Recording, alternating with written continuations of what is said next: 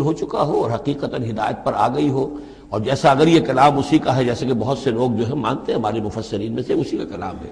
اب وہ اللہ کا ذکر جس طرح کر رہی ہے، میں نے اب جو ہے اس پر صحیح بات کہہ دی ہے، اللہ خائنوں کی بات کو راہیاب نہیں کرتا، اور میں اپنے نفس کو بری نہیں کہتی۔ یقیناً نفس جو ہے وہ تو انسان کو بدی کا حکم دیتا ہی ہے، الا ما رحم ربی۔ ایک رائے یہ ہے کہ اس کا قول تو ختم ہو گیا، انا راودتہ عن نفسہ وانہ لمن الصادقین۔ اس کے بعد یہ قول حضرت یوسف کا ہے کہ میں نے یہ کیوں چاہا، میں نے یہ چاہا کہ میری صفائی ہو جائے اور یہ سارا معاملہ کھل جائے۔ میں یہ نہیں چاہتا تھا کسی اور کی بے عزتی ہو، کسی اور کی عزت کے پردے چاک ہوں، لیکن یہ ضرور میں چاہتا تھا کہ وہ عزیز مصر یہ جان لیتا کہ میں نے کوئی خیانت نہیں کی ہے اس کے معاملے کے اندر، اور اس کے گھر میں اور اس کی عزت پر یا کسی اور کی عزت پر میں نے کبھی کوئی بری نگاہ نہیں ڈالی ہے، اور اللہ تعالیٰ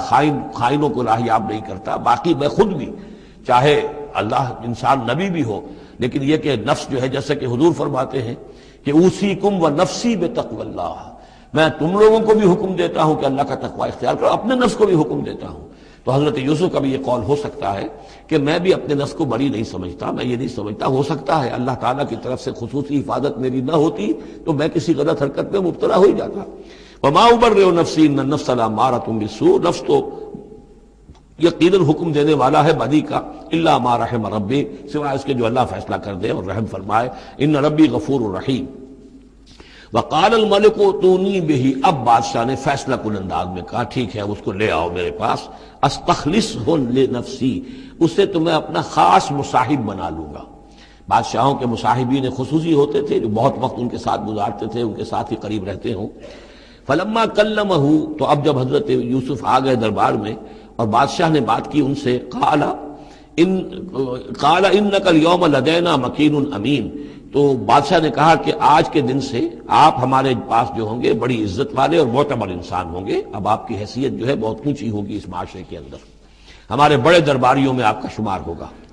قال اجعلنی علی خزائن الارض، ادھر حضرت یوسف کو یہ خیال تھا کہ بہت بڑی جو ہے مصیبت اس قوم کے اوپر آنے والی ہے،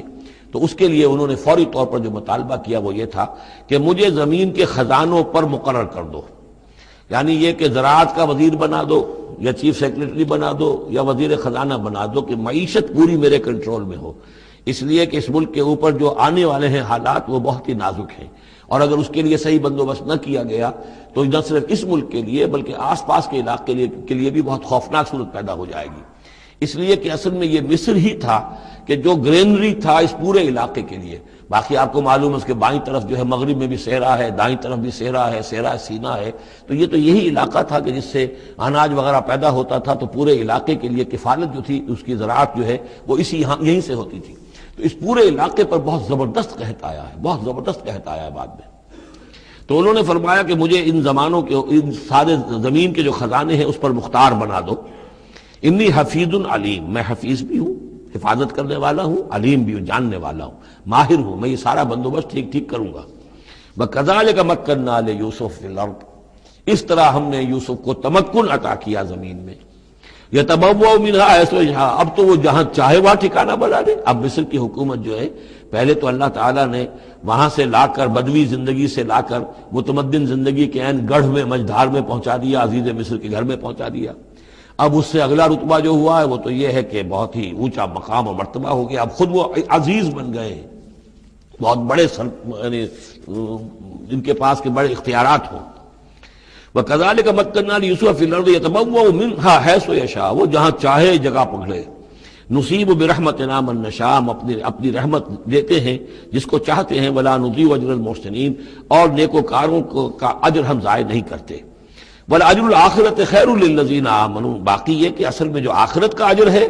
وہ تو بہت ہی بہتر ہے ان کے حق میں جو ایمان لائیں اور جو تقویٰ کی روش اختیار کیے رہے ہوں۔ وَكَانُوا يَتَّقُونَ۔ وجاء اخوۃ یوسف، اب پھر دیکھیے کئی سال کی بات ہے، اب 7 سال گزر گئے جس میں کہ اچھی فصل ہوئی، حضرت یوسف نے بندوبست کیا، سٹوریج کیا، بہت بڑا جو ہے انہوں نے سٹور کر لیا گندم کا یا جو بھی اس وقت کا اناج تھا۔ اب وہ دوسرے 7 سال شروع ہو چکے ہیں، قحط پڑا ہوا ہے، اب دور دراز سے لوگ آتے ہیں مصر میں غلہ لینے کے لیے، یہاں راشن مقرر کر دیا گیا ہے، ہر خاندان کو ایک اونٹ کے اوپر جتنا سامان آ سکتا ہے، جتنا آ سکتا ہے ایک بورا جو اونٹ کی پیٹھ پر لگ سکتا ہو، 1 سال کے لیے وہ راشن ہے اس کا۔ تو لوگ آتے تھے باہر سے بھی، جو بھی قیمت دے سکتے تھے، جو کچھ ان کے پاس ہوتا تھا وہ دیتے تھے اور یہاں سے وہ راشن لے کر جاتے تھے۔ یہ نظام جو ہے وہاں چل پڑا ہے۔ اب گویا کہ یوں سمجھیے کہ لگ بھگ 10 سال کا فصل ہے ان دونوں رکوعوں کے مضمون کے درمیان۔ وجاء اخوۃ یوسف، اب یہ مشرقی کی طرف سے اب یہ یوسف، حضرت یوسف کے جو بھائی ہیں وہ بھی آئے ہیں، اور ان میں سے 10 آئے ہیں، 11واں نہیں آیا۔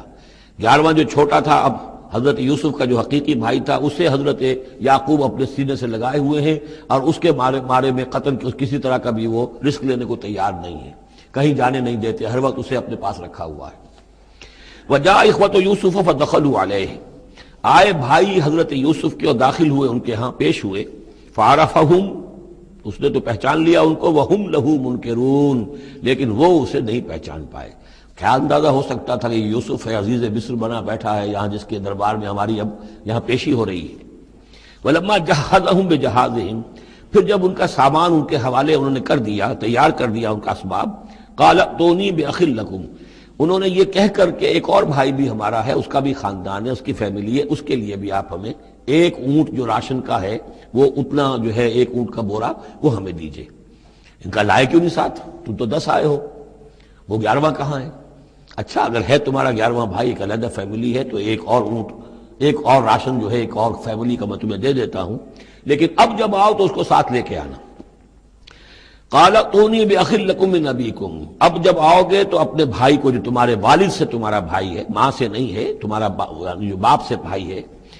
الا ترون انی اوفی الکیل، کیا تم دیکھتے نہیں ہو کہ میں پیمانے پورے بھر کر دیتا ہوں، وانا خیر المنزلین، اور جو باہر سے آنے والے یہ مہمان آ رہے ہیں میں ان کی خاطر مدارات کرتا ہوں، میں بہتر مہمان نوازی کرتا ہوں۔ فإن لم تأتونی، اور اگر نہیں لے کر آؤ گے اس کو، بہی فلا کیل لکم عندی، تو پھر اس کے حصے کا جو راشن ہے وہ میں تمہیں نہیں دوں گا، وہی جو یہاں آئے وہ اپنے حصے کا راشن لے جائے۔ ولا تقربون، اور پھر میرے قریب نہ آنا، کچھ اس سے پھر یہ کہ آپ نے اظہار ناراضگی بھی فرمایا۔ قالوا سنراود عنہ اباہ، انہوں نے کہا کہ کوشش تو ہم کریں گے ابا جان کو کسی طریقے سے پھسلانے کی، وَإِنَّا لَفَاعِلُونَ، کچھ کر ہی گزریں گے انشاءاللہ، لے آئیں گے۔ وَقَالَ لِفِتْيَانِهِ، اور حضرت یوسف نے اپنے جو نوجوان کام کرنے والے تھے، چھوکرے جن کو کہا گیا، ان سے کہہ دیا، اجعلوا بضاعتهم فی رحالہم، یہ جو پونجی لے کر آئے تھے،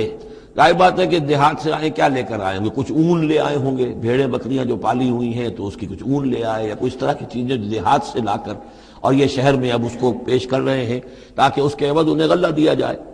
تو فرمائی جعلوا بضاعتهم فی رحالہم،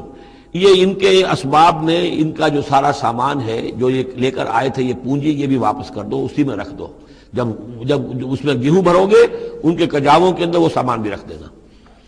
لعلہم یعرفونہا، تاکہ وہ پہچانے اس کو اور میرے اس احسان کو سمجھیں جا کر، اذا انقلبوا الی اہلہم، جبکہ وہ اپنے اہل و عیال میں واپس پہنچیں گے، لعلہم یرجعون، تو شاید کہ پھر وہ میرے اس احسان کو بھی مانتے ہوئے پھر وہ دوبارہ آئیں۔